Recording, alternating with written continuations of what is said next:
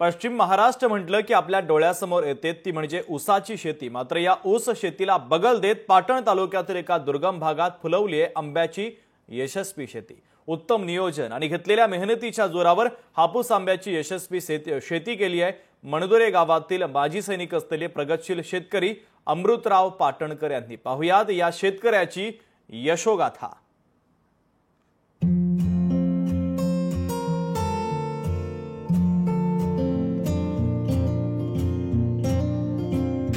ऊसाच्या शेतीला बगल देत फुलवली आंब्याची बाग। माजी सैनिक अमृतराव पाटणकरांचा यशस्वी प्रयोग। 5 वर्षांच्या मेहनतीचं गोडसर फळ।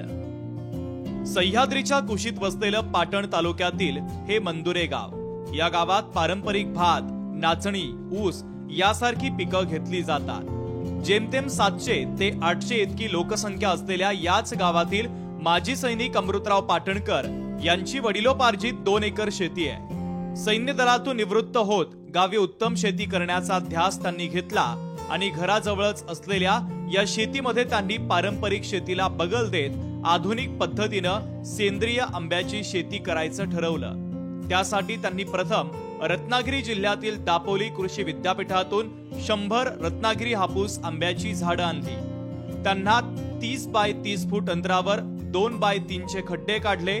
त्यानंतर आंब्यासाठी लागणारं गांडूळ खत त्यांनी स्वतःच तयार केलं। याच गांडूळ खताची मात्रा देत त्यांनी जून 2018 साली आंब्याची लागवड केली। दुर्गम भागात पाण्याचं उत्तम नियोजन करत हापूस आंब्याची शेती त्यांनी केली आहे। पाटणकर कुटुंबाचा आंबा लागवडीचा हा धाडसी प्रयोग आता यशस्वी झालाय। 2 एकर शेतीमध्ये 100 हापूस आंब्याच्या झाडांची त्यांनी लागवड केली। वर्षाकाठी सरासरी 10 ते 12 हजार आंब्यांचं त्यांनी उत्पन्न घेतलंय। आंब्याच्या उत्पन्नातून 3 ते 4 लाख रुपये प्रतिवर्षी निव्वळ नफा ते कमवतायत। 800 ते 900 रुपये प्रति डझन प्रमाणे आंब्यांना सध्या दर मिळतोय। उन्हाळ्यात परिसरामध्ये पाण्याचा तुटवडा भासत असल्यानं त्यांनी टँकरच्या सहाय्यानं पाणी आणत आंब्यांच्या झाडांना घातलं। त्यानंतर त्यांनी कोणत्याही रासायनिक खतांचा वापर न करता सेंद्रिय खतांचा प्रयोग केला। कालांतरानं हा प्रयोग यशस्वी झाल्यानंतर त्यांनी दरवर्षी झाडांच्या खोडांवर गांडूळ खताची मात्रा द्यायला सुरुवात केली।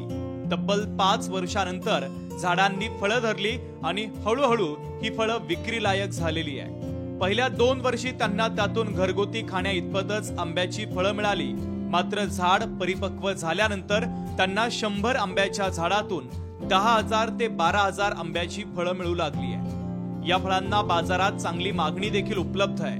त्यामुळे अमृतराव पाटणकर वर्षाकाठी 5 ते 6 लाख रुपये उत्पन्न मिळण्याची अपेक्षा व्यक्त करतात। यावर्षी दरवर्षापेक्षा पीक चांगलं आलेलं आहे।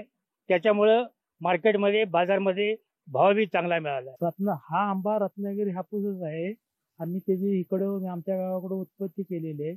तो साधारण 800-900 रुपये डझनानं जातो। ग्राहकांचा प्रतिसाद बऱ्यापैकी आहे। जशी मागणी असेल त्याप्रमाणे आम्ही त्यांना देतो। फळ शेती सर्वात फायदेशीरच आहे।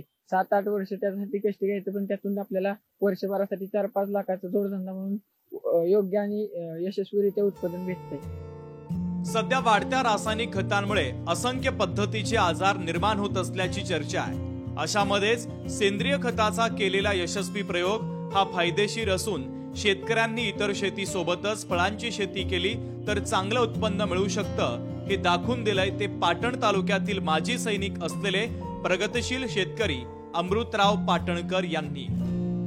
आपण जर शेती करत असाल तर त्याला जोडधंदा म्हणून आंब्याची शेती करून त्यातून तुम्ही चांगलं जर संगोपन केलं तर चांगला नफा देखील मिळू शकतो। कॅमेरामॅन संकेत समी, शशिकांत सूर्यवंशी, लोकशाही मराठी, सातारा।